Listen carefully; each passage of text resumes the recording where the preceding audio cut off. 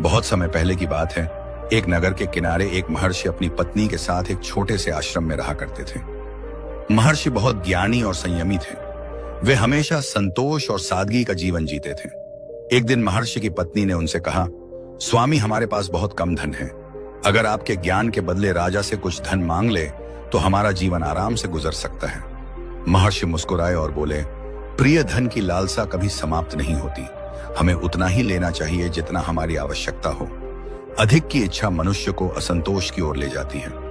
पत्नी ने फिर कहा, लेकिन स्वामी, अगर हमारे पास अधिक धन होगा तो हम गरीबों की मदद भी कर सकते हैं। महर्षि ने उत्तर दिया, जो व्यक्ति कम में संतोष करता है वही सच्चे सुख को प्राप्त करता है। जरूरतमंदों की मदद करना अच्छा है, लेकिन बिना लालच के किया गया कर्म ही सच्ची सेवा है। हमें अपने कर्मों से ईश्वर को प्रसन्न करना चाहिए, उसको ही ना कि धन से। दोस्तों, महर्षि अपने पत्नी से कहते हैं, हे प्रिय, मैं तुम्हें एक कहानी सुनाता हूं जिससे तुम्हें पता चलेगा कि इंसान की किस्मत कब और कैसे बदलती है। इस कहानी को जरा ध्यान से सुनाना। फिर महर्षि आगे कहते हैं, एक समय की बात है। प्रतापगढ़ नाम के एक छोटे से नगर में विक्रांत नाम का एक व्यापारी अपने परिवार के साथ रहता था। विक्रांत नेक दिल और ईमानदार स्वभाव का व्यक्ति था। नगर के लोग उसे स्नेह से विक्की कहकर पुकारते थे। उसके परिवार में उसकी पत्नी सरिता और 2 छोटे बच्चे थे।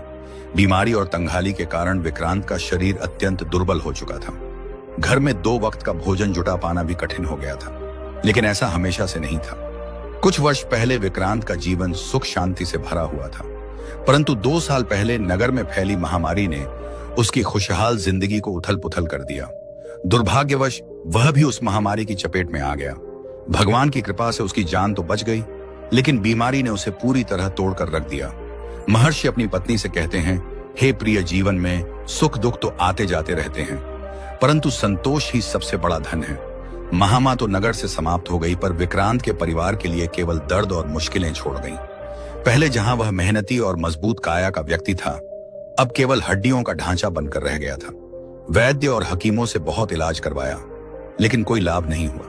महर्षि अपनी पत्नी से कहते हैं, हे प्रिय, ईश्वर हमारी परीक्षा लेता है, लेकिन धैर्य और सच्चाई के साथ की गई प्रार्थना कभी व्यर्थ नहीं जाती। इलाज में सारा धन खर्च हो गया, यहां तक कि उसकी 4-5 बीघा जमीन भी बिक गई। अब स्थिति यह थी कि घर में खाने के लिए एक मुट्ठी अनाज भी नहीं बचा था। विक्रांत का कमजोर शरीर मेहनत मजदूरी के योग्य भी नहीं रहा। वह खुद तो भूख सह लेता, लेकिन अपने बच्चों की भूख और तड़प उससे देखी नहीं जाती थी। आज भी घर में भोजन का कोई दाना नहीं था। बच्चे भूख से बिलबिला रहे थे और रो रहे थे। अपने बच्चों को रोता हुआ देखकर विक्रांत रसोई घर की ओर बढ़ा ताकि अपने बच्चों को खाने के लिए कुछ दे सके, परंतु जब उसने बर्तनों को खोलकर देखा तो सब खाली थे। घर में खाने के लिए एक दाना भी मौजूद नहीं था। यह देखकर उसकी पत्नी सरिता व्याकुल होकर कहने लगी, आप कोई छोटा मोटा काम क्यों नहीं ढूंढ लेते? आखिर कब तक हम इस तरह भूखे रहेंगे? महर्षि अपनी पत्नी से कहते हैं, हे प्रिय, संकट के समय धैर्य और विश्वास ही सबसे बड़ा संबल होता है। विक्रांत दुखी मन से वो बोला, मैंने जीवन में कभी भी आलस्य नहीं किया और हमेशा मेहनत की है, लेकिन बीमारी ने मेरे शरीर को इतना कमजोर कर दिया है कि अब मुझसे कोई काम नहीं होता। यह बात तुम भी भली भांति जानती हो। पत्नी की बातें सुनकर विक्रांत चिंतित हो गया। वह घर के कोनों में कुछ सामान ढूंढने लगा जिसे बेचकर थोड़ा बहुत धन जुटा सके। बहुत तलाशने के बाद उसे एक लंबी रस्सी मिल गई। उसने उसे उठाते हुए कहा, मैं इस रस्सी को बाजार में बेच आता हूं ताकि बच्चों के लिए कुछ खाने का इंतजाम कर सकूं। महर्षि अपनी पत्नी से कहते हैं, हे प्रिय, जीवन में थोड़ा भी साधन मिल जाए तो उसे संतोष मानकर ईश्वर का धन्यवाद करना चाहिए। पत्नी ने उदास होकर कहा, आज तो किसी तरह गुजारा हो जाएगा, लेकिन कल क्या होगा? विक्रांत मुस्कुराकर बोला, भाग्यवान, आज की चिंता छोड़ो, कल का मालिक परमात्मा है, वह अपने बंधों के लिए कोई ना कोई रास्ता अवश्य निकालेगा। यह कहकर विक्रांत रस्सी लेकर बाजार की ओर चल दिया। वहां पहुंचकर उसने आवाजें लगाईं, लेकिन कई घंटों तक कोई ग्राहक नहीं मिला। अंततः एक व्यक्ति ने आवाज लगाई, मैं इस रस्सी के 15 आने दे सकता हूं। विक्रांत ने कहा, लेकिन यह रस्सी तो मैंने कुछ दिन पहले ही 20 आने में खरीदी थी, इसकी कीमत इससे कहीं ज्यादा है। ग्राहक समझ गया कि विक्रांत किसी मजबूरी में रस्सी बेच रहा है। वह बोला, अगर रस्सी बेचनी है तो 15 आने ले लो, वरना किसी और को ढूंढ लो। महर्षि अपनी पत्नी से कहते हैं, हे प्रिय, जरूरतमंद व्यक्ति को अपनी व्यवस्था में सौदा भी सस्ते में करना पड़ता है, डूबते को तिनके का सहारा। विक्रांत ने रस्सी बेच दी और 15 आने लेकर घर लौटने लगा। रास्ते में उसने देखा कि दो व्यक्ति आपस में झगड़ रहे। भाई, इस बुजुर्ग के साथ ऐसा सलूक क्यों कर रहे हो?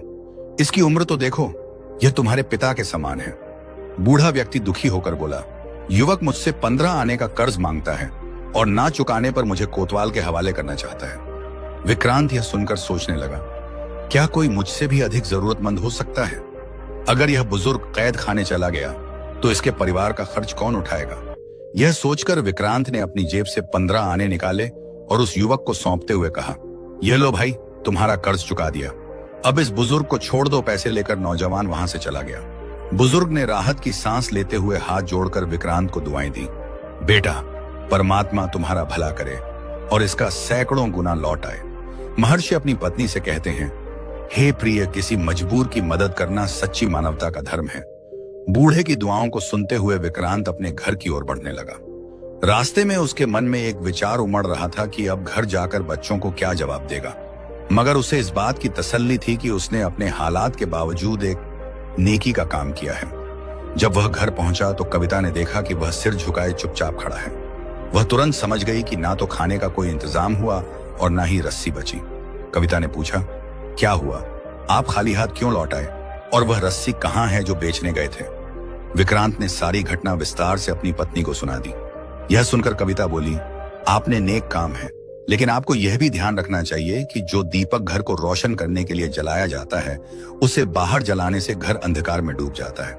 अब आप बताइए, बच्चों को क्या खिलाएंगे? महर्षि अपनी पत्नी से कहते हैं, हे प्रिय, दया और करुणा की लौ जब किसी के दिल में जलती है तब परमात्मा उसकी चिंता स्वयं करता है। विक्रांत ने गहरी सांस लेते हुए कहा, तुम्हारी बात सच है, मगर उस बूढ़े की मजबूरी मेरे हालात से भी बड़ी थी। कविता ने कहा, अब पछताने से कुछ नहीं होगा, जो होना था वह हो गया। अगली बार ऐसा कोई काम मत करना जिससे घर के हालात और बिगड़ जाएं। विक्रांत जानता था कि उसकी पत्नी की बातें कड़वी जरूर थी, मगर उनमें सच्चाई छिपी थी। वह सोच में डूब गया कि अब क्या करें। अचानक उसके मन में एक विचार आया। महर्षि अपनी पत्नी से कहते हैं, हे प्रिय, विपत्ति के समय धैर्य और विवेक से ही रास्ता निकाला जा सकता है। वह अपनी जगह से उठा और घर के टूटे फूटे सामान को टटोलने लगा।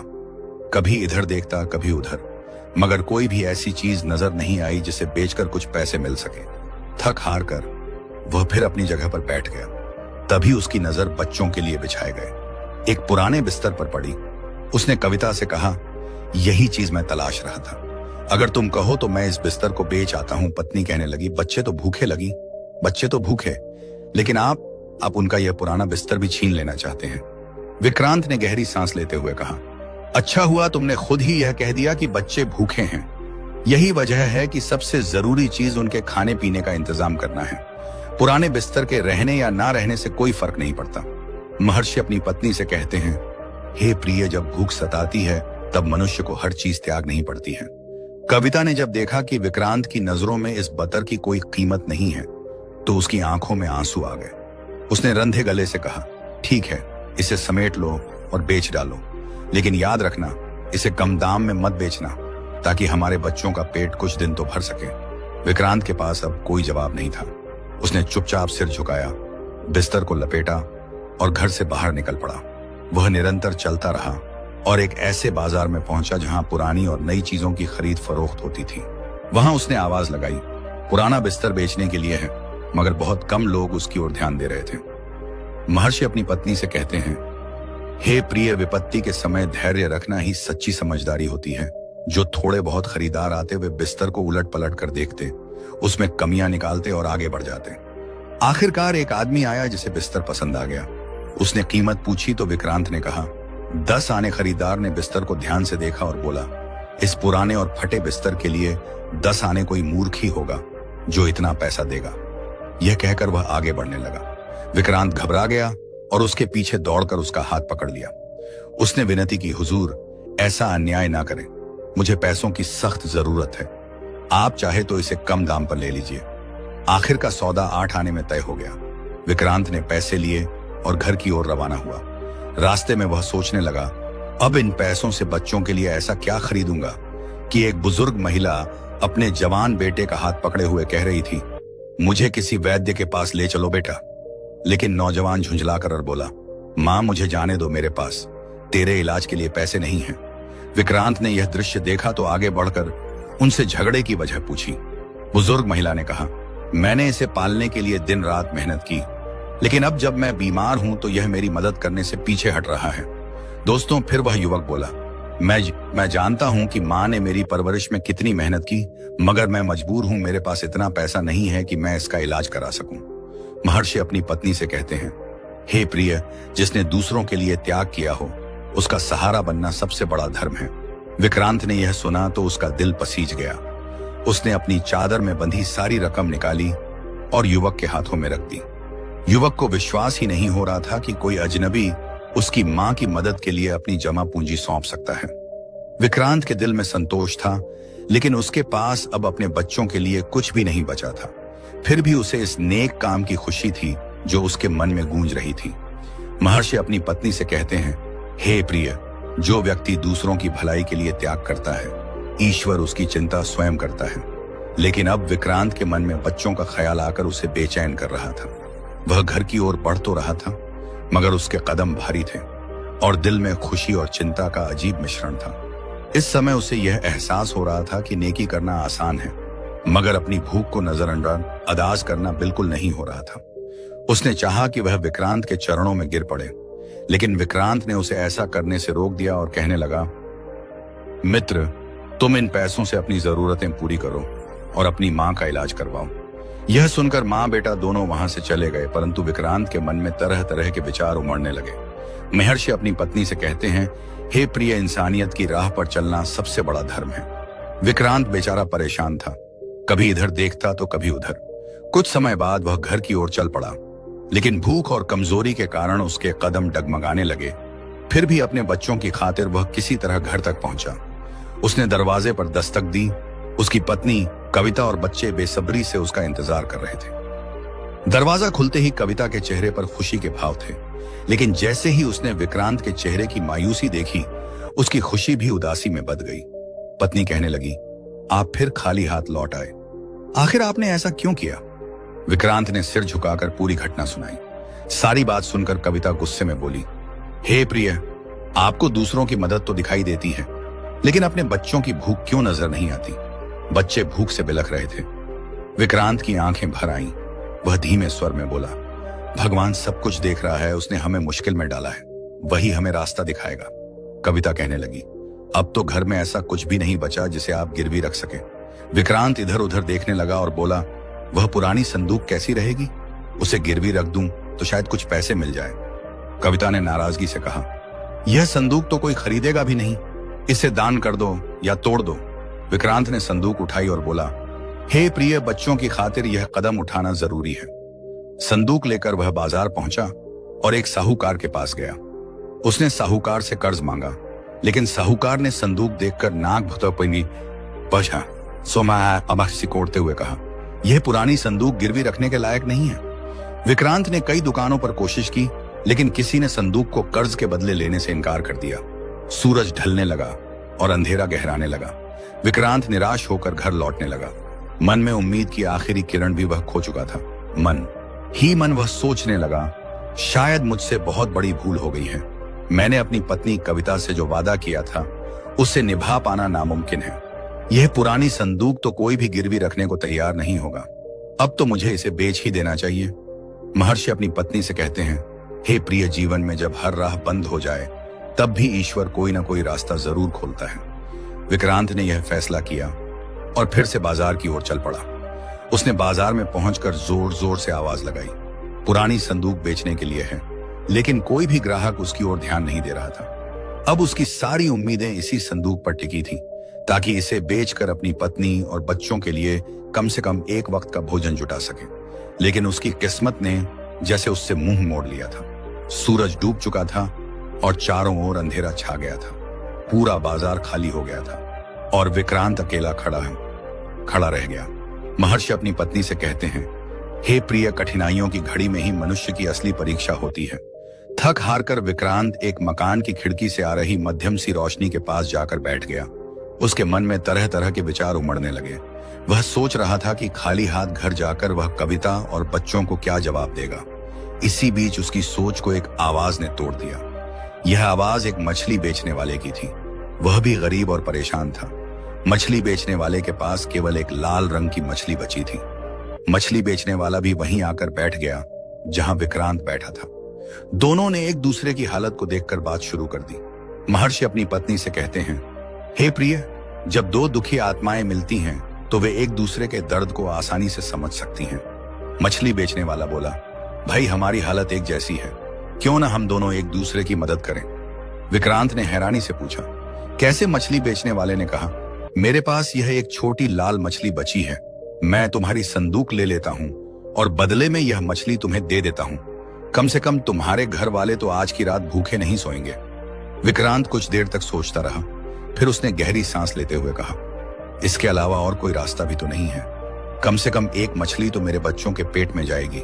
महर्षि अपनी पत्नी से कहते हैं, हे प्रिय, जरूरत के समय छोटे से छोटा सहारा भी बड़े वरदान से कम नहीं होता।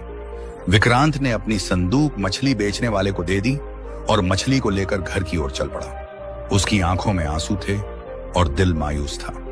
घर पहुंचकर उसने दरवाजे पर दस्तक दी। उसकी पत्नी, कवित, बच्चे बेसब्र से उसका इंतजार कर रहे थे। जैसे ही दरवाजा खुला, विक्रांत अंदर आया और कांपते हाथों से लाल रंग की मछली सामने रख दी। कविता ने मछली को देख और उसकी आंखों में खुशी की चमक थी। लेकिन जब विक्रांत ने बताया कि उसने संदूक के बदले यह मछली ली है, तो कविता का चेहरा उतर गया। महर्षि अपनी पत्नी से कहते हैं, हे प्रिय, जब उम्मीदें टूटती हैं तो दिल में उदासी छा जाती है। कविता ने आंखों में आंसू भरकर कहा, यह आपने क्या किया? संदूक के बदले एक छोटी सी मछली, इससे हमारे बच्चों का पेट कब तक भरेगा? विक्रांत सिर झुकाकर चुपचाप खड़ा रहा। वह अपनी पत्नी को कोई जवाब नहीं दे पाया। वह कहने लगी, भगवान ही जाने हमारी यह विपत्ति कब खत्म होगी। क्या आपने वह संदूक बेचकर यह मछली ले ली? कविता ने विक्रांत की ओर गुस्से भरी नजरों से देखते हुए कहा, आपने तो जाने से पहले मुझसे वादा किया था कि संदूक गिरवी रखेंगे, बेचेंगे नहीं। अब हमारे घर में बचा ही क्या है? विक्रांत सिर झुकाए अपनी पत्नी की बातें चुपचाप सुन रहा था। वह सिर्फ इतना ही कह सका, हे प्रिय, मैंने हर कोशिश की, लेकिन कोई भी उस पुरानी संदूक को गिरवी रखने को तैयार नहीं था। मजबूरी में मुझे इसके बदले यह मछली लेनी पड़ी। कविता गुस्से से उठी और रसोई से एक थाल ले आई। उसने मछली को काटकर साफ करना शुरू किया। तभी अचानक उसकी नजर कुछ चमकीली चीज पर पड़ी। अरे यह क्या है जो चांद की तरह चमक रहा है? विक्रांत ने आगे बढ़कर देखा तो खुशी से चिल्लाया, हे प्रिय, यह तो असली मोती है। उनके घर का सारा माहौल बदल गया। पूरा परिवार खुशी से झूम उठा। रात भर उन्होंने भगवान को धन्यवाद दिया और सुबह होने का बेसब्री से इंतजार करने लगे। सुबह होते ही विक्रांत और कविता मोती को लेकर जौहरी के पास पहुंचे। विक्रांत ने मोती जौहरी के हाथ में देते हुए पूछा, सेठ जी, इस मोती के बदले में कितनी अशर्फियां मिलेंगी? जौहरी ने मोती को ध्यान से देखा और तुरंत समझ गया कि यह बहुत कीमती है। उसने बिना समय गंवाए 3 थैलियां अशर्फियों से भरी हुई विक्रांत को सौंप दी। विक्रांत और कविता खुशी खुशी घर लौटे। अब उनके घर में किसी चीज की कमी नहीं थी। 1 साल के भीतर विक्रांत का पूरा जीवन बदल गया। पहले जो गरीब और कमजोर विक्रांत था, अब वह तंदुरुस्त और अमीर व्यापारी बन चुका था। यह खबर पूरे नगर में फैल गई कि विक्रांत को एक मछली के पेट से कीमती मोती मिला है। समय के साथ यह बात उस मछली बेचने वाले तक भी पहुंच गई जिसने वह मछली विक्रांत को दी थी। वह मछली बेचने वाला अगले दिन विक्रांत के घर पहुंचा। विक्रांत ने उसे देखते ही पहचान लिया और मुस्कुराते हुए कहा, आओ मित्र, तुम्हारी दी हुई मछली ने मेरी किस्मत बदल दी है। विक्रांत ने उसका खूब सत्कार किया। बातचीत के दौरान मछली बेचने वाले ने कहा, विक्रांत भाई, मेरी दी हुई मछली की वजह से ही तुम अमीर बने हो। क्या मुझे इनाम में कुछ नहीं मिलेगा? विक्रांत ने एक पल सोचा और फिर अंदर जाकर एक थैली में 100 अशर्फियां भरकर बाहर आया। उसने थैली देते हुए कहा, मित्र, यह तुम्हारे लिए मेरा तोहफा है। लेकिन लालच में आकर मछली बेचने वाला कहने लगा, 100 अशर्फियां काफी नहीं है, मुझे तुम्हारी कमाई का आधा हिस्सा चाहिए। यह सुनकर विक्रांत ने गंभीर स्वर में कहा, मैंने अपनी ईमानदारी से तुम्हें इनाम देना चाहा, लेकिन यह मेरी नेकी है कि मैं तुम्हें 100 अशर्फियां दे रहा हूं। वह आदमी कहने लगा, नहीं विक्रांत, मैं तो तुमसे अपना हिस्सा मांग रहा हूं। विक्रांत ने शांत स्वर में कहा, मैंने तुमसे जब वह मछली खरीदी थी तो उस सौदे के साथ जो कुछ भी उसमें मौजूद था वह सब मेरा अधिकार है। उस मोती को बेचकर जो भी दौलत मिली है वह पूरी तरह मेरी है। जब दोनों के बीच बहस तेज हो गई तो आसपास के लोग भी वहां इकट्ठा हो गए। आखिरकार यह निर्णय लिया गया कि दोनों अपने विवाद को लेकर महाराजा अर्जुन सिंह के दरबार में जाएंगे और वही न्याय करेंगे। महर्षि अपनी पत्नी से कहते हैं, हे प्रिय, यह देखना बड़ा रोचक होगा कि न्याय किसके पक्ष में जाता है। अगले दिन विक्रांत और वह व्यापारी महाराजा के दरबार में पहुंचे। विक्रांत ने शुरू से लेकर अंत तक पूरी बात बताई कि कैसे वह बीमारी के कारण निर्धन हो गया था और परिवार के भरण पोषण के लिए अपनी पुरानी चीजें बेचनी पड़ी। अंत में उसने एक लाल रंग की मछली के बदले अपनी संदूक दी थी। उस मछली के पेट से एक अनमोल मोती निकला, जिसे बेचकर वह संपन्न बन गया। महाराजा अर्जुन सिंह ने व्यापारी से पूछा, क्या विक्रांत जो कह रहा है वह सच है? व्यापारी ने सिर झुकाकर कहा, महाराज, यह सत्य है। मैंने ही उसे वह मछली दी थी और बदले में उसकी संदूक ली थी, लेकिन मैंने केवल मछली बेची थी। उसके पेट में क्या है इसकी मुझे जानकारी नहीं थी। महाराजा ने फिर पूछा, क्या तुम स्वयं मछलियां पकड़ते हो? व्यापारी बोला, नहीं महाराज, मैं तो मछलियां मछुआरों से खरीद कर बेचता हूं। महर्षि अपनी पत्नी से कहते हैं, हे प्रिय, अब देखना होगा कि महाराज अर्जुन सिंह कितना न्यायप्रिय निर्णय लेंगे। महाराजा अर्जुन सिंह ने गंभीर स्वर में कहा, अगर तुम मछली के पेट में निकले मोती पर अपना अधिकार जता रहे हो तो उस मछुआरे को भी बुलाना होगा जिसने वह मछली पकड़ी थी। व्यापारी मछुआरे को ढूंढने गया, लेकिन वह नहीं मिला। निराश होकर व्यापारी ने एक अन्य मछुआरे को झूठी गवाही के लिए तैयार कर लिया। अगले दिन दरबार में मछुआरा आया और झूठी गवाही दी कि उसने ही वह मछली व्यापारी को बेची थी, लेकिन महाराजा अर्जुन सिंह की चतुराई से सारा भेद खुल गया। उन्होंने मछली का रंग पूछकर सच्चाई उजागर कर दी। महर्षि अपनी पत्नी से कहते हैं, हे प्रिय, देखो कैसे सत्य की विजय और कपट की हार होती है। महाराजा ने व्यापारी से कहा, तुम्हारी लालच ने तुम्हें अंधा कर दिया है। नियम के अनुसार तुम्हें सजा मिलनी चाहिए, लेकिन मैं इसका निर्णय पर छोड़ता हूं। विक्रांत ने विनम्र स्वर में कहा, महाराज, इस व्यक्ति की दी हुई मछली ने ही मेरी गरीबी दूर की है। मैं इसे माफ करता हूं और अपनी खुशी से इसे 100 अशर्फियां इनाम में देना चाहता हूं। यह सुनकर व्यापारी विक्रांत के पैरों में गिर पड़ा और क्षमा मांगने लगा। महर्षि अपनी पत्नी से कहते हैं, हे प्रिय, यही सीख है कि ईमानदारी और उदारता का सदा सम्मान होता है, जबकि लालन यंजन ना जाता है। लोगों रंगा की लालच अंततः हार जाता है। दोस्तों, इंसान की किस्मत तब बदलती है जब वह मेहनत, ईमानदारी और सब्र के रास्ते पर चलता है। जीवन में कठिनाइयां हर किसी के हिस्से में आती हैं, लेकिन जो व्यक्ति विपरीत परिस्थितियों में भी हार नहीं मानता और निरंतर प्रयास करता रहता है, वही सफलता हासिल करता है। भाग्य का दरवाजा उन्हीं के लिए खुलता है जो सच्चाई और मेहनत को अपना धर्म मानते हैं। ईश्वर भी उन्हीं की मदद करते हैं जो खुद की मदद करने के लिए तैयार रहते हैं। इसलिए कभी भी हालातों से घबराएं नहीं, बल्कि धैर्य और आत्मविश्वास के साथ आगे बढ़ते रहें, क्योंकि मेहनत का फल एक ना एक दिन जरूर मिलता है। महर्षि की बातें सुनकर उनकी पत्नी ने सिर झुका लिया और कहा, आप सही कह रहे हैं स्वामी, मैं अब कभी अधिक की इच्छा नहीं करूंगी और संतोष के साथ जीवन व्यतीत करूंगी। इस कहानी से हमें यह सीख मिलती है कि संतोष ही सबसे बड़ा धन है और अधिक की लालसा अंततः दुख का कारण बनती है। प्रिय दर्शकों, आप सभी को यह कहानी कैसी लगी कमेंट करके अवश्य बताएं। अगर कहानी अच्छी लगी तो इस वीडियो को अपने दोस्त, फैमिली के साथ जरूर शेयर करिएगा। साथ ही चैनल को सब्सक्राइब और वीडियो को लाइक जरूर करें। दोस्तों, आपका एक लाइक और सब्सक्राइब मेरे लिए एक बहुत बड़ा उपहार के समान है, इसलिए सब्सक्राइब करना बिल्कुल भी ना भूले। प्यारे दोस्तों, आप सभी इस कहानी को कहां से सुन रहे हैं, कमेंट करके अवश्य बताइएगा। कहानी के अंत तक हमारे साथ बने रहने के लिए आप सभी को दिल से बहुत बहुत धन्यवाद।